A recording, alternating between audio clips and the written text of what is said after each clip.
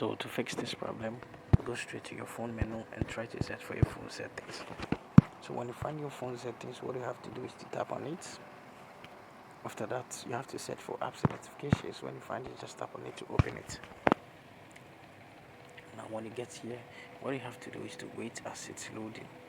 And after loading, you're going to see your apps. So just tap on the see your apps. After tapping on see your apps, you're going to be over here where you are going to see all your app listed alphabetical form. So now what you have to do is to scroll to see or to search for X. So if your apps are a lot, just tap on the search bar and type in X. And after that, you just scroll. If you have a lot of apps, you're going to find X over here. Then you tap on it. Then now when you get over here, tap on storage and cache. Then you tap on the clear cache. Go back, tap on the force stop, then tap on OK. Tap on permissions and make sure the permission is allowed. Tap on mobile data and Wi-Fi. Make sure this background data is toggled on.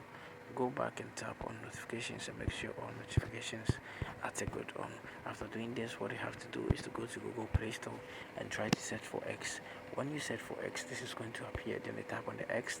Then after tapping on X, what you have to do is to tap on this section, which is updates, to get the latest update of X.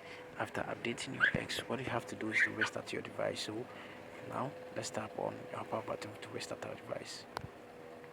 So now tap on restart, then tap on OK, and this problem is going to be fixed. Thank you very much for watching this video. See you in my next video.